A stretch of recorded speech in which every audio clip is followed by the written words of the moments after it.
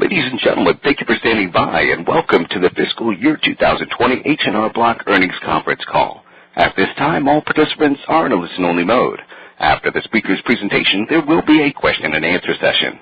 To ask a question during the session, you'll need to press star one on your telephone. As a reminder, today's program may be recorded.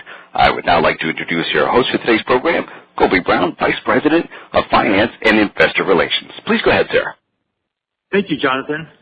Good afternoon, everyone, and thank you for joining us to discuss our fiscal 2020 results.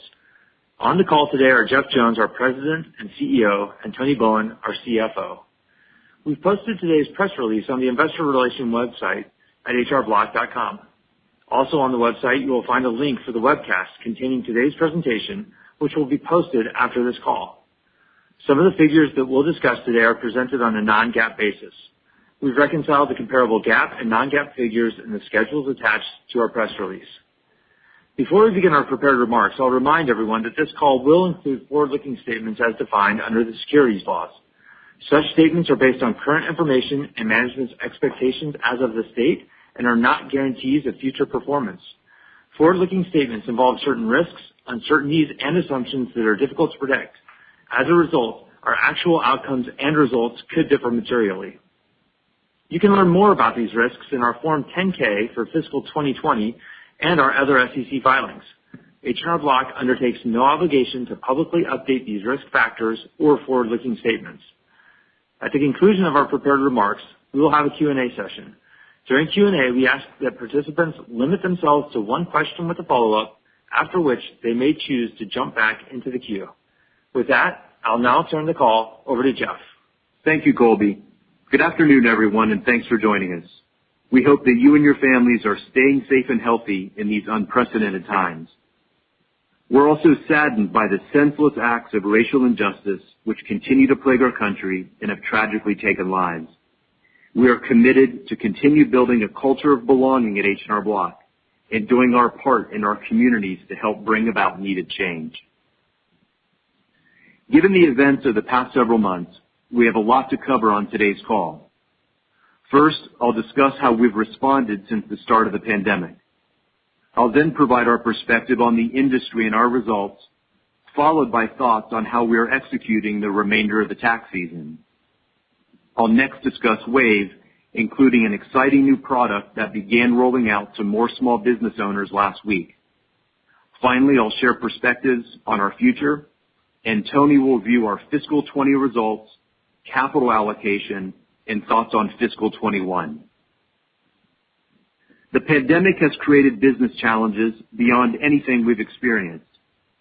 Our financial results have been impacted, we've drawn our full line of credit, and we've demonstrated agility and innovation, quickly making dramatic changes to our operating model to continue to serve clients.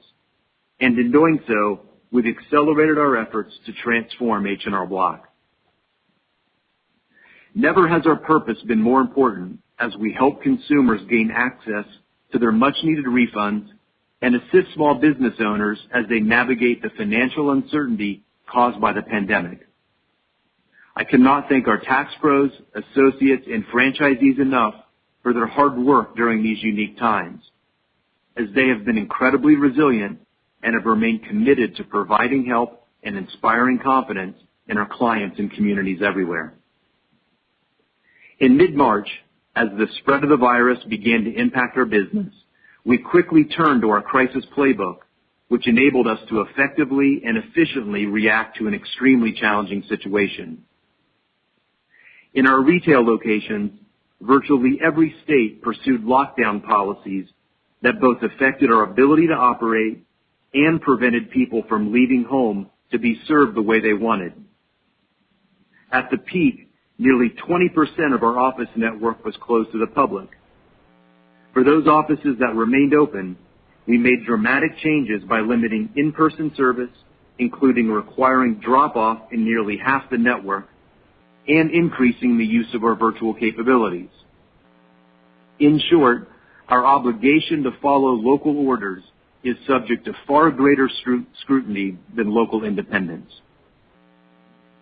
Regardless of how we operated, one of our top priorities has been providing for the health and safety of our associates, franchisees, and clients while helping clients access their refunds.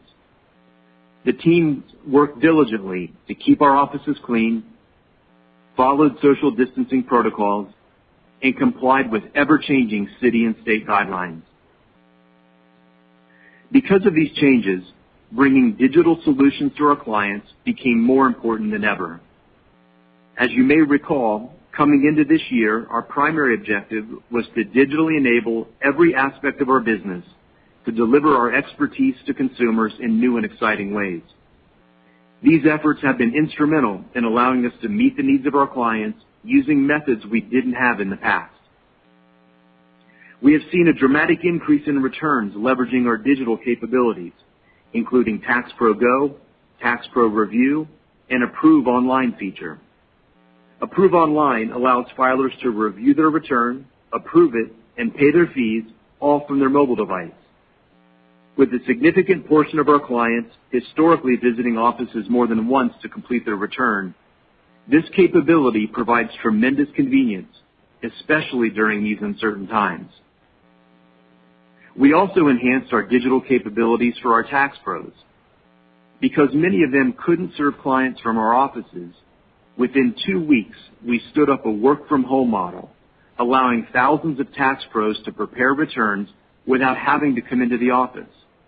This capability will be invaluable moving forward.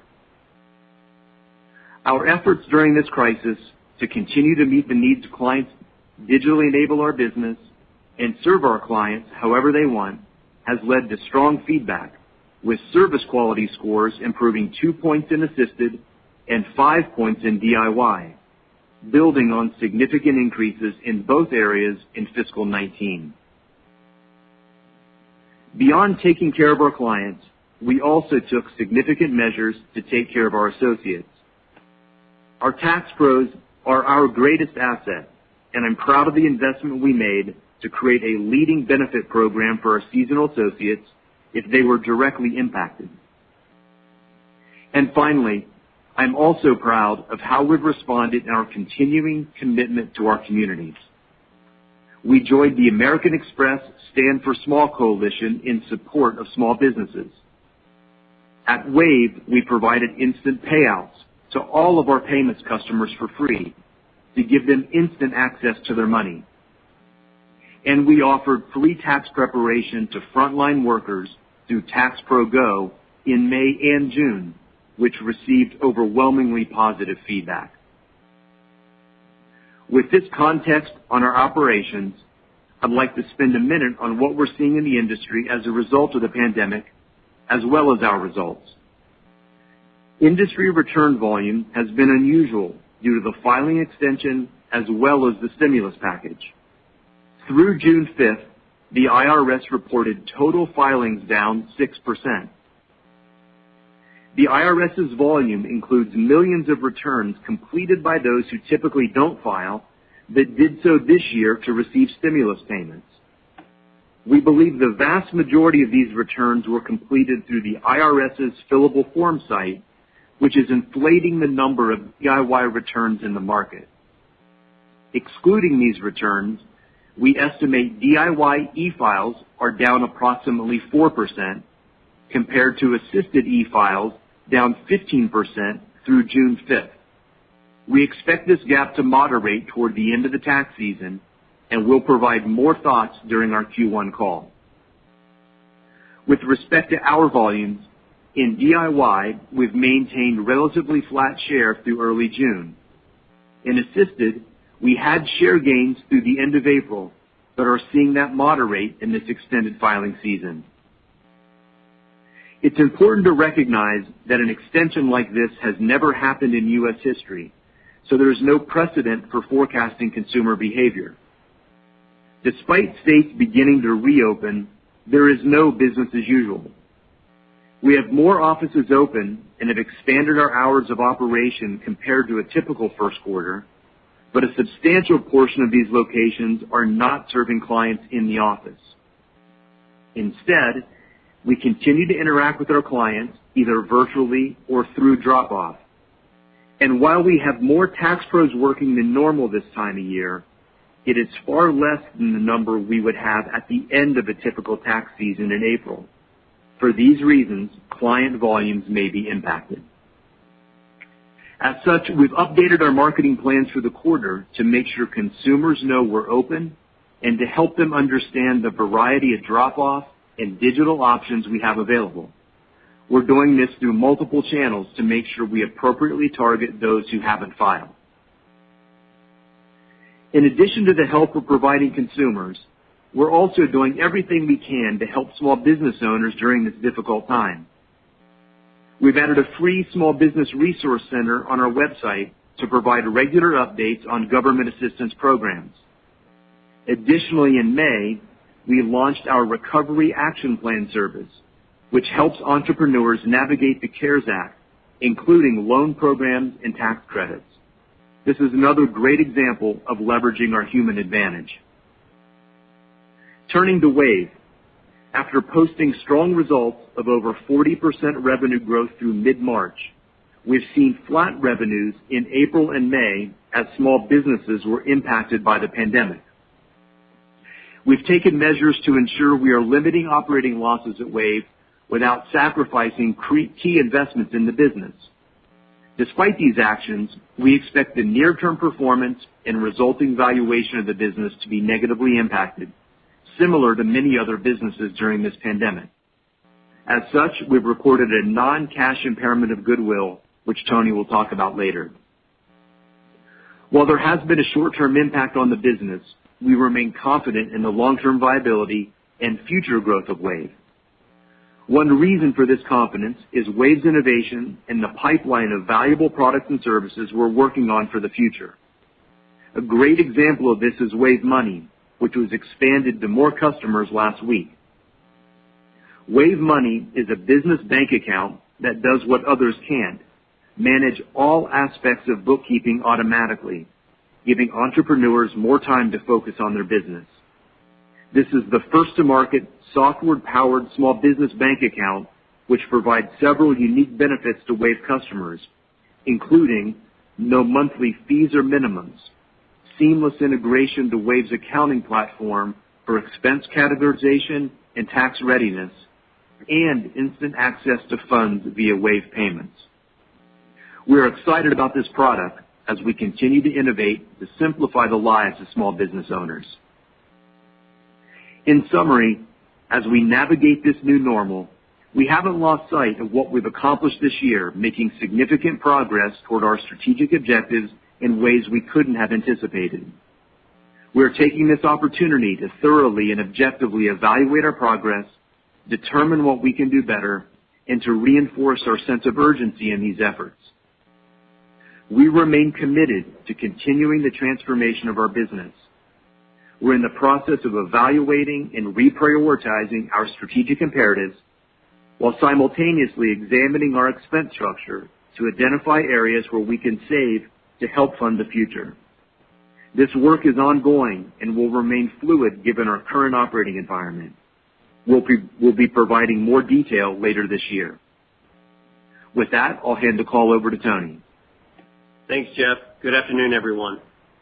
The last time we spoke, we were on track to deliver on our outlook for the tax season and the fiscal year. However, like most companies, the pandemic has negatively impacted our business and financial performance. Because the timing of the pandemic aligned with the time in our fiscal year in which we recognize the majority of our revenue, we withdrew our fiscal year 20 financial outlook. As such, I won't be detailing our performance against those expectations as I normally would. I will, however, provide insights regarding our fiscal year 20 financial results, how we see the remainder of the tax season impacting our financial performance in fiscal 21, and actions we're taking to enable continued investment for future growth. In fiscal 20, we recognized revenues of $2.6 billion, representing a 14.7% decline from the prior year, driven by lower tax return volumes as a result of the extension of the federal tax filing deadline, partially offset by the contribution of Wave. Regarding expenses, total operating expenses increased 3.4%, driven entirely by the impairment of Wave goodwill and Wave's operating expenses. Excluding WAVE, our total operating expenses would have declined, though at a lower percentage than the decline in revenue due to legal fees, COVID-19 related benefits, and planned investments in technology. We recorded a $106 million non-cash goodwill impairment at WAVE due to the pandemic and its impact on small businesses. As Jeff mentioned, we've been pleased with WAVE's performance since the acquisition, with solid growth through mid-March. However, revenue growth has slowed during the pandemic, which has impacted the invoicing and payments volume of small businesses. We remain confident in WAVE's future and in our ability to continue to deliver tremendous value to small business owners through WAVE's innovative platform. Turning to the rest of the income statement, interest expense increased by $9 million. Approximately half of this increase was due to higher draws on our line of credit during the normal course of the business through our fiscal third quarter, while the other half was due to additional interest associated with the $2 billion draw in late March. The changes in revenue and expenses resulted in a pre-tax loss from continuing operations of $3 million. GAAP earnings per share was positive at 3 cents due to favorable discrete tax items. Adjusted earnings per share, which excludes the impact of the impairment and amortization of intangibles related to WAVE and tax office acquisitions, was 84 cents.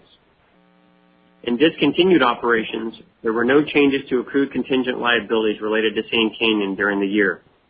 For additional information on Sand Canyon, please refer to disclosures in the company's reports on Forms 10-K and 10-Q and other SEC filings. I'll now turn to capital allocation and the balance sheet.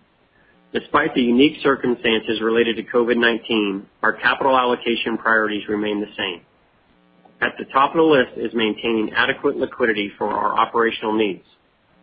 Our current liquidity position remains strong as we ended the year with $2.7 billion in cash, which includes the full $2 billion drawn on our line of credit. As we announced in late March, we believe we have sufficient funds to support the business through the start of tax season 21. Our line of credit is subject to various conditions, including a covenant which requires us to maintain a debt-to-EBITDA ratio of 3.5 times on April 30th. Based on our fiscal year 20 financial results, we did not meet this covenant, but we have secured a waiver with our lenders with no changes to the terms of our line of credit. After ensuring adequate liquidity, we then make strategic investments back into the business that we believe will drive sustainable growth, ultimately benefiting our shareholders. As Jeff mentioned, given the pandemic's impact to our business, we have undertaken a review of our expense structure to eliminate any unnecessary spend in order to continue funding the initiatives that will fuel future growth. I'll talk about these expense measures in a moment. The last step of our capital allocation process is to deploy excess capital through quarterly dividends and share repurchases.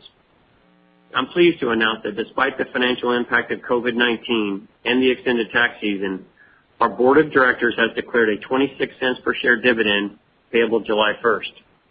We've never missed a dividend payment since going public in 1962. We remain committed to performing an annual review of the dividend after each fiscal year.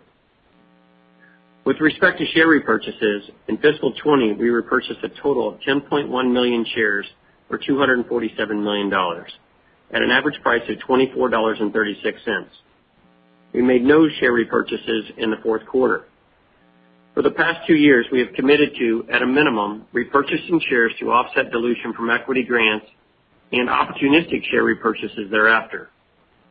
Given the uncertainty created by COVID-19, we have not yet determined our share repurchase approach for fiscal 21. I'll now discuss our thoughts regarding fiscal 21. As a reminder, last year we provided our fiscal year financial outlook on our Q4 call. Given we haven't yet completed the current tax season and there remains uncertainty due to the pandemic, we will not be providing a financial outlook at this time. Instead, we plan to provide a tax season recap on our first quarter call in September and our full financial outlook for fiscal 21 on our second quarter call in December. Let me provide some high-level thoughts on how we expect to close out the tax season and our efforts to mitigate cost increases as a result of the extension.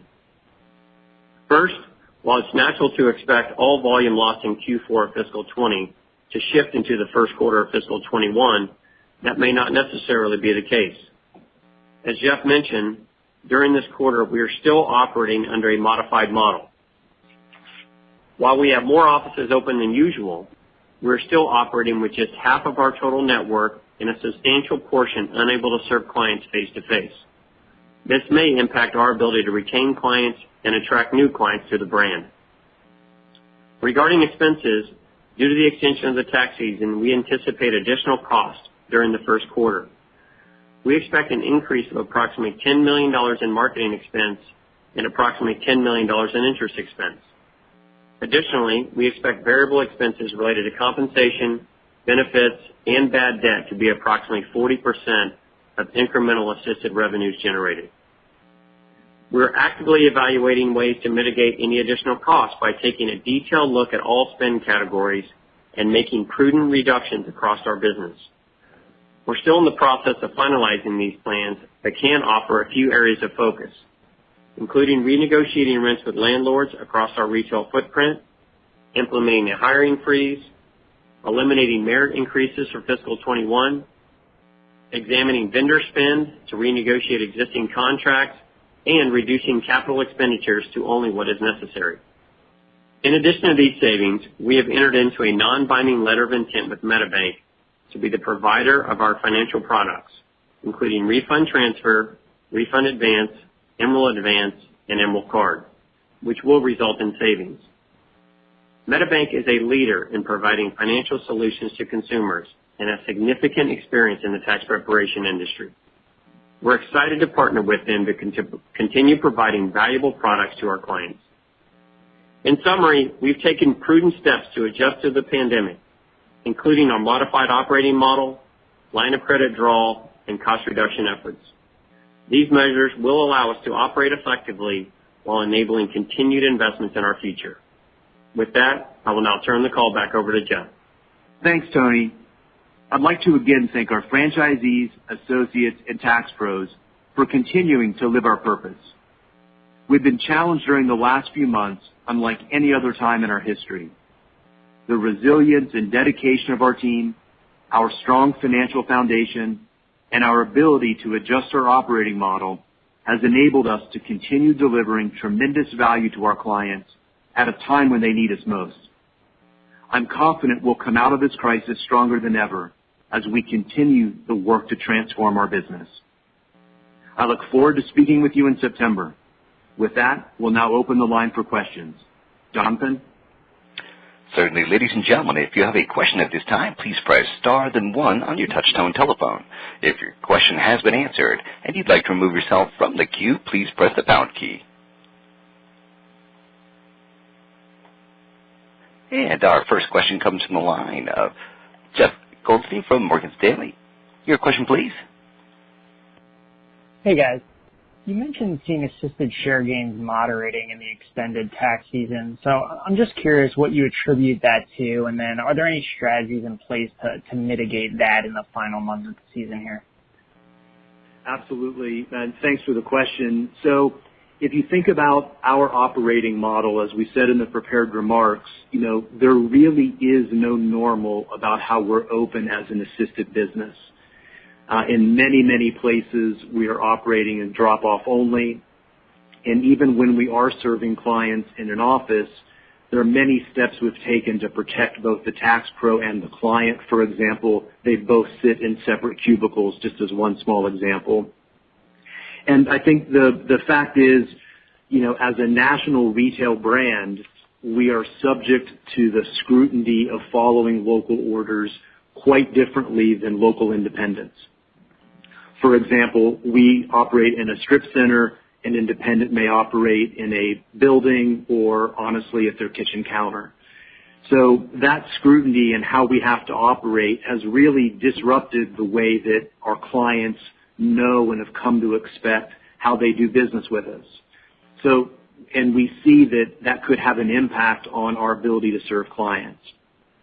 Now, that said, the entire organization is focused on winning in Q1. And there are several steps that we're taking in order to offset that. I think one of the biggest things we're doing is making sure that we're doing everything we can to retain the clients we've had that we know haven't filed yet. And so we can reach out to them individually, and honestly what we try to do is to pull them forward to mitigate the possibility of having a rush at the end of the season like we would normally see in April.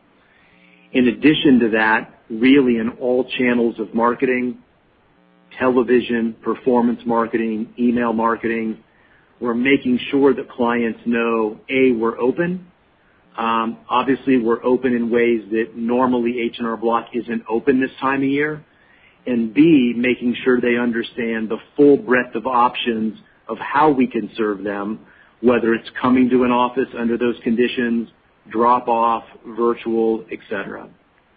So we're taking steps to mitigate it, but there's no question it's kind of hard to overstate how unusual our operating model is in the retail footprint. Understood. That's helpful. And then I'm curious if there are any longer-term opportunities beyond this initial COVID period. For instance, like, do you think the success of some of these digital and drop-off services could result in a lower physical footprint in the future? Or maybe there's something else that you think changes in a post-COVID world. Just curious of your thoughts around the opportunities longer term. Yeah, great question. You know, over the last couple of years in particular, we've really been accelerating our investments to build these virtual capabilities. And there's no question, you know, this pandemic has really shined a light on those capabilities, and I can say with confidence they're very strong.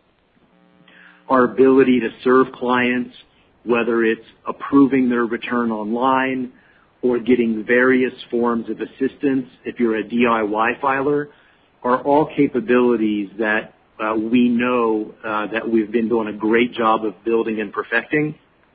Now, that said, consumer demand, tax pro understanding, there's still more work ahead for us to make sure that people really understand this is an easy, safe option. If you take a big step back from that, over time, certainly as business shifts, we have flexibility to think about our retail footprint. You know, when I look at tax season 21, I'm confident our footprint will look more similar to 20 like it is today, but unlocking these digital capabilities and enabling people to get human help on their terms has been part of our strategy now for a couple years and really shown through in this time. Got it. Thanks a lot. Thank you. Thank you. Our next question comes from the line of Scott Schneeberger from Oppenheimer. Your question, please. Thanks very much. Good afternoon.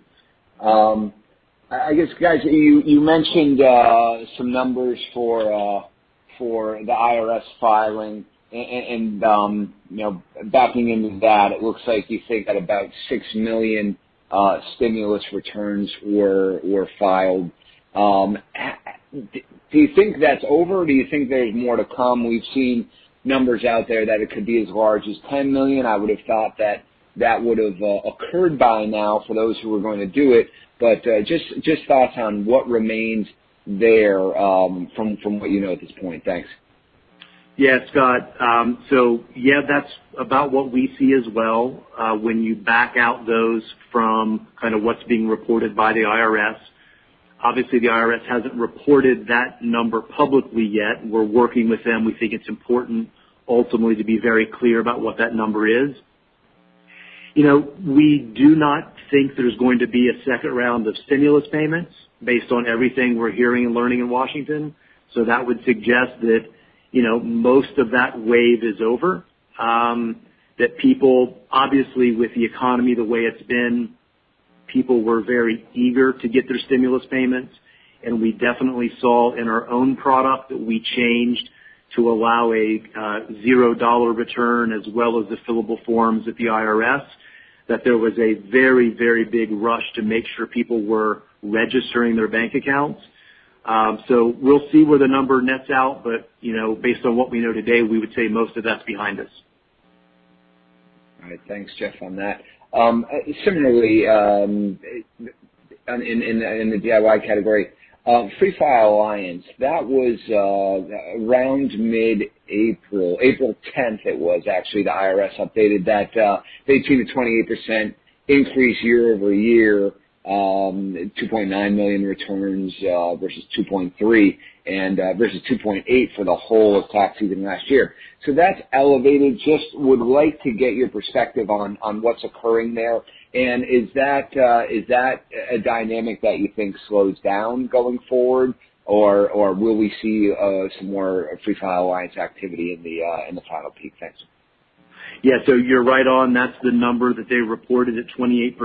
And, our results at H&R Block were right in line with that.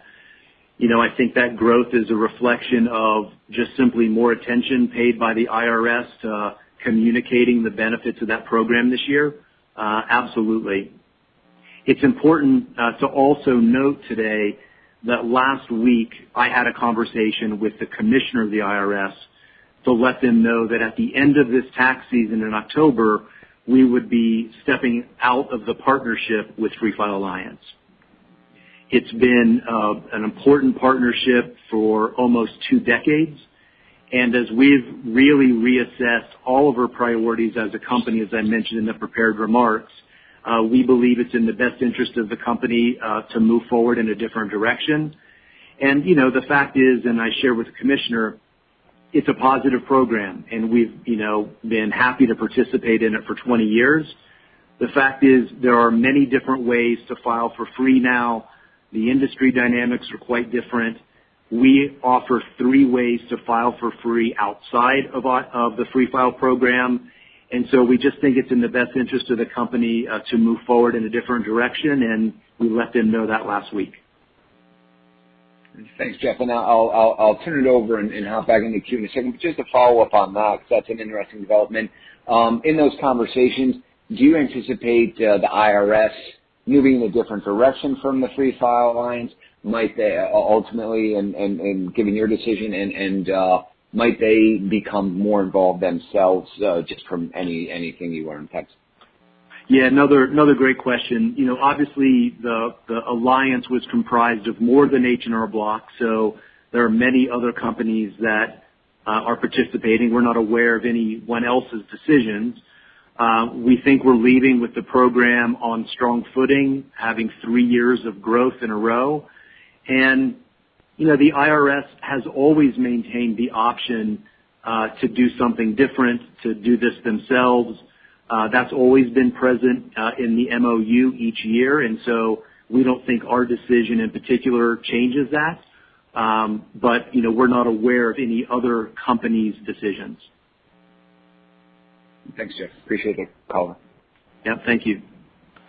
Thank you. Our next question comes from the line of Kartik Mehta from North Coast Research. Your question, please. Hey, good afternoon. Jeff, I'm just wondering what your thoughts are for this tax season in terms of just industry growth for the assisted channel and the self-prepared channel, since there's been so many moving parts. Absolutely. Let me try to break it down into a few different buckets, and bear with me because, to your point, there are a lot of different pieces here. I think the first thing I would say is, we went into the season expecting about 1% growth in total, and as an industry, we don't expect COVID to have an impact on that. So total industry growth about what we thought going into the pandemic. Obviously, there have been so many things happening in the industry really since mid-March. The stay-at-home orders, all of the local and state requirements, the filing deadline decision. You may remember in May, before the deadline was extended, there was a lot of confusion because it was announced balance due was extended, but the deadline wasn't extended. So then the stimulus payments kicked in. So a lot of things that really caused confusion and delay. As we said in our prepared remarks, through June 5th, e-files for assisted down 15, DIY up 7. We think when you pull out those stimulus payments, DIY are down about 4. And we have seen a shift between assisted to DIY of just shy of 300 basis points. So that's kind of how we see the current dynamic.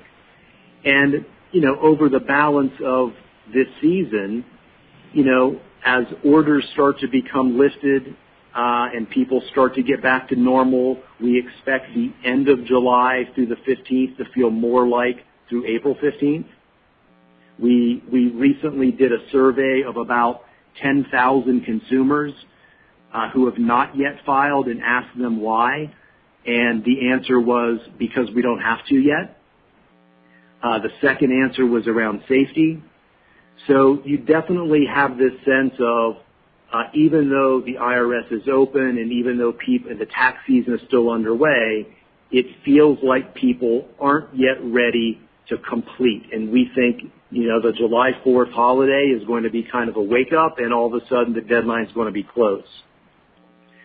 One of the things we've been paying really close attention to, obviously, is the assisted to DIY migration. And, we expect that to moderate as the season comes closer to July 15th. But if I just take a step back from it, this is second year of tax reform.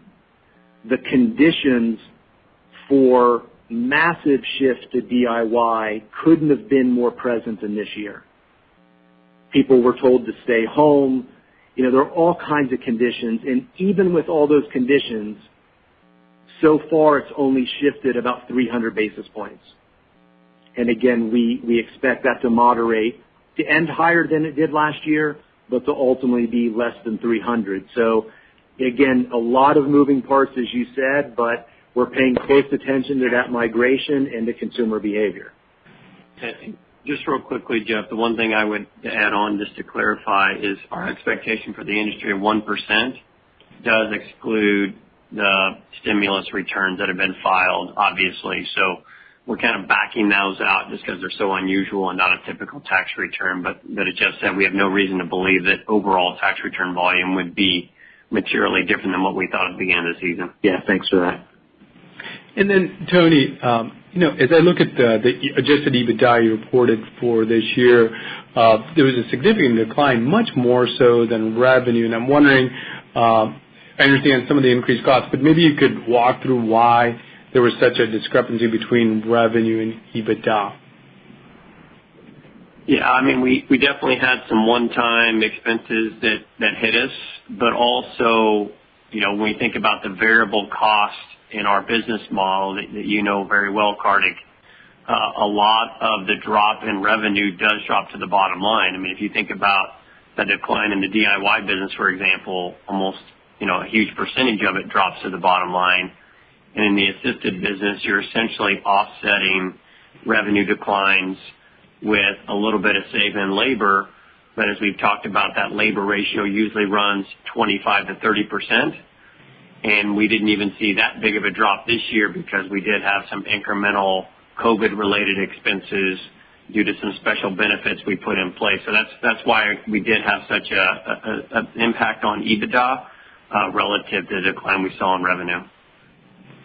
And then just on capital allocation, Jeff, I know you mentioned that you've paid dividends since the company went public, and it sounds like that the shift from assisted to DIY isn't going to be as great as maybe originally thought.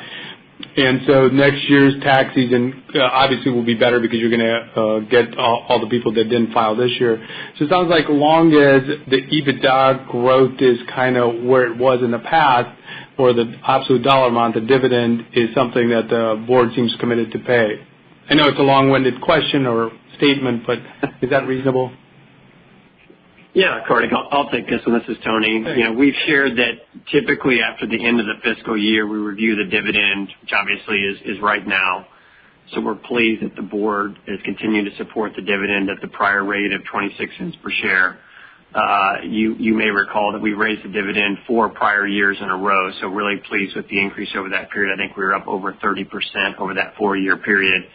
So the fact that obviously with revenue being down, given the shift from Q4 to Q1, and EBITDA being down, we're really pleased that we're able to maintain the dividend at the current rate. Obviously next year, we're looking towards a favorable year with kind of the double dip of tax season happening in Q1. And then we'll continue to review the dividend after each fiscal year, which would be this time next year. Hey, thank you. I appreciate it, Tony and Jeff. Thanks, Artie. Thanks, Artie. Thank you. Our next question comes from the line of George Tong from Goldman Sachs. Your question, please. Hi, thanks. Good afternoon. Based on your marketing outreach to customers, do you have insights into how many traditionally assisted customers at H&R Block have filed their returns digitally already, either through H&R Block or through a competitor? So we definitely do research, George, trying to understand method and whether it was us or competitors. And I think the thing that we learned in this study I mentioned earlier was, people made some different choices this year as a result of the circumstances. The overwhelming majority of the people we spoke to told us that their stated intention for next year is to go back to what they're accustomed to doing. And, again, I think when you just look at all the circumstances that were ripe for rapid migration to DIY this year, and we haven't really seen that, and again, we think it'll moderate as the season closes out, just continues to reinforce our core belief that it's not about simplicity, it's about confidence, and people really having a preference for a relationship or getting human help. Even in our DIY business, we're very pleased to see that Online Assist and Tax Pro Review have really shown meaningful growth this year. So those are DIY filers who at some point in the process decided they also wanted help. And they either chose to get questions answered or to have a full review of their return. So again, if we just take a step back, consumers are telling us some made a different choice this year because they had to. They expect to return to their prior method next year in large numbers. And the capability we're building to provide help no matter the channel is a really important capability we've been building and really came to light this season. Got it. That's helpful. And then turning to the Wave business, you indicated that revenue growth was approximately flat in April and May. Can you talk about what your expectations are for Wave growth longer term in light of the impairment that you took? Has your longer term view for Wave changed? And how are you adjusting your investment spend given the evolving growth dynamics? Absolutely. The short answer is, we step backwards because of what's happened in the macro landscape with small businesses. As their businesses were impacted, it obviously impacted Wave's ability to serve them. But we have not changed our expectations on having bought a high growth company. And importantly to say, neither has Wave. As I work closely with that team and their bench, they are fully committed to growing fast like we used to. And we're paying close attention to the recovery of small businesses in the market.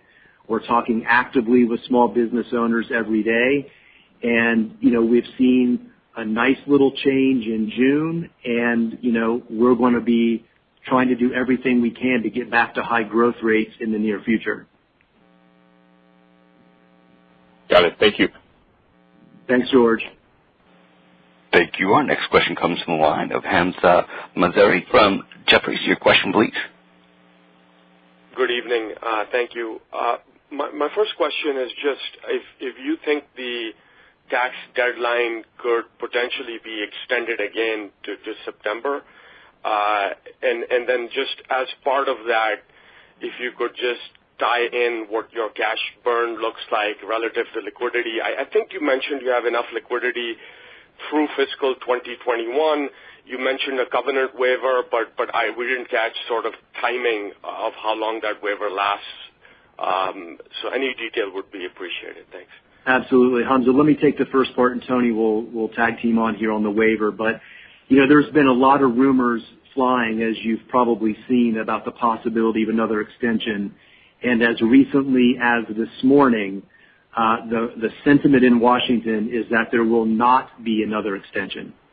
And while obviously that's not our decision, and, we don't know if there's things we don't know, but all of the commentary we get, all the conversations we're having, both with members in Congress and Senate, with Treasury, with the IRS, is the current sentiment is no more extension. And specific to liquidity, as I did say in my opening comments, we do believe we have enough liquidity to get us through to next tax season, which would be obviously January, February of 2021. And the waiver was specific to April 30th. So it's just that quarter end, we have a debt to EBITDA ratio of at least, or no more than 3.5 times. And we did not achieve that given the level of EBITDA that we had in the trailing 12-month period. But as we continue to move forward, obviously picking up the Q1 results which will be an improvement in EBITDA on a year-over-year basis.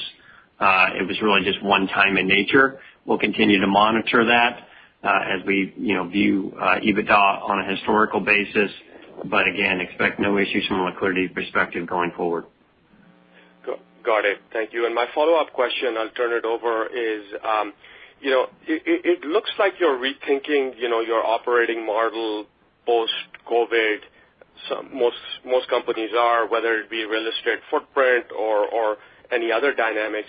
Is this different relative to, what you were doing in regard to tech transformation and looking at your operating model when you sort of first came into H&R Block? And then timing-wise, when can investors hear back on, whatever changes you may have post-COVID to the operating model? Thank you. Absolutely. To answer your second one first, on our September call, we'll talk obviously about how the quarter wrapped up and the season wrapped up.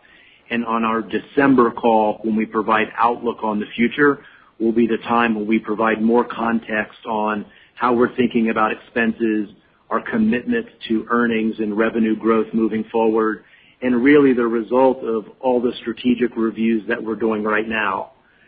In many, many ways, COVID has accelerated our agenda as opposed to been something completely different. We've been talking now for a couple years about improving the quality in our offices, competing aggressively in DIY, building virtual capabilities, and having done those things going into the pandemic, it really helped us operate in a fundamentally different way. And I think as we now come out of the pandemic, we'll take a step back again and look at what have we done for tax pros, what have we done for consumers, and which of those do we want to accelerate even further moving forward. Thank you. Thanks, Hamzah. Thank you. Our next question is a follow-up to the line of Scott Schneeberger from Oppenheimer. Your question, please.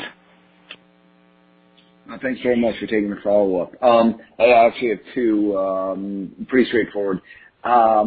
First one is kind of qualitative. Jeff, what do you expect from competitive behavior at storefront?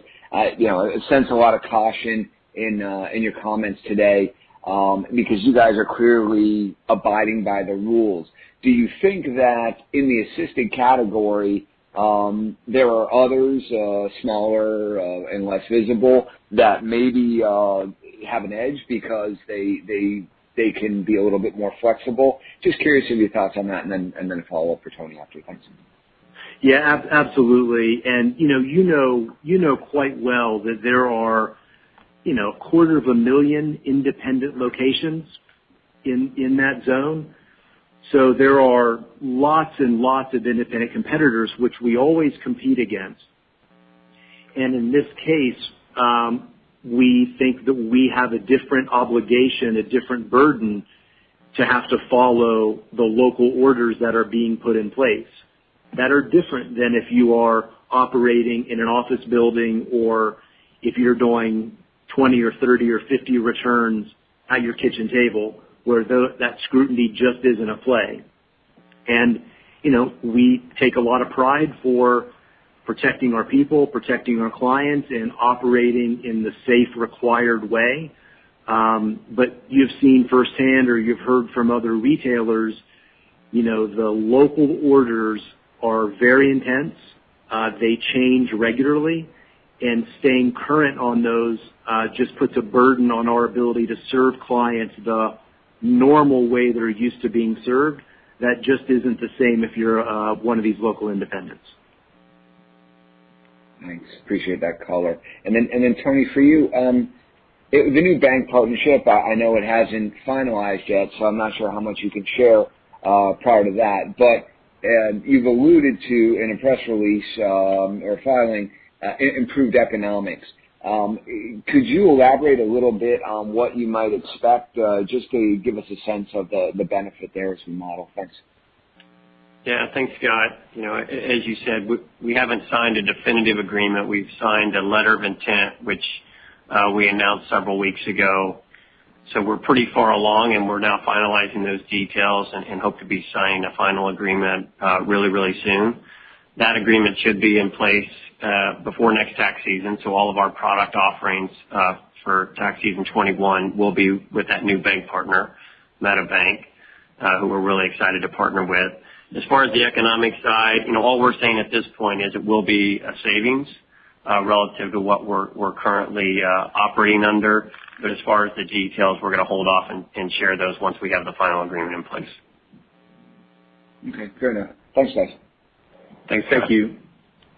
Thank you. Our next question comes from the line of Jeff Silver from BMO Capital Markets. Your question, please.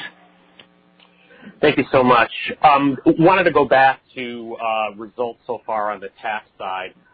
I know there's a lot of moving parts with the IRS data, but I'm just curious, for this tax season, do you think you'll be gaining or losing share in both DIY and assisted? If you could talk about those separately, that'll be great. Yeah, so through early June, our DIY share has remained relatively flat. And, we're competing aggressively with the value prop and the strategy that we've been doing. And, our goal is to gain share. I mean, that's what we're trying to do. But we've seen it be relatively flat through June. In assisted, as I mentioned, it's really kind of been a tale of two seasons. Early in the season, we felt great about our progress. Through the end of April, we had some share gains, but we have started to see those moderate. And just kind of building on what I was sharing with Scott earlier, explaining why we're being cautious about that. I would just reiterate what I also shared earlier in terms of the approach we're taking to retain and bring forward prior clients we know haven't filed, and the broad marketing that we're putting in the market to make sure that people know that we're open and that they have various options to do business with us. So those are steps we're taking to kind of mitigate the caution given the operating model. Okay, and I don't think you talked at all about net average charges. Can you talk about what happened in the quarter, what you're seeing from a competitive perspective? Are there any pricing changes going on there? Thanks. Yeah, thanks. Specific to the assisted business, just to recall, this is the second year of our upfront transparent pricing model. We went into the year expecting net average charge to be relatively flat compared to the prior year. The results for the fiscal year are down slightly, which you'll see in our full filings of our 10-K, which will be filed imminently. Part of that is just due to a shift of clients from Q4 into Q1 and some of the mixed impacts from that, but nothing that's significantly material. I don't think we're seeing anything from a competitive perspective that's unique or different. Obviously, when you're dealing with the independent market, there's always a wide variation of how independents are pricing, but there's nothing that's been a holistic change or response to our pricing model that I would call a note. Everything's pretty much as we would expect, and we still feel good about the model. And as Jeff said, through the early part of the tax season, we were gaining really good traction and, continue to do well, but definitely moderated in this later part of the season. But we feel like we're putting some really good things in place that's going to allow us to have success and gain market share in the future. And I'm sorry, when will the 10-K be filed? Yeah, today. Today. Okay, we'll get that information today. Okay, great. Thank you so much. Thank you. Our next question comes from the line of Michael Millman from Millman Research Associates. Your question, please. Thank you.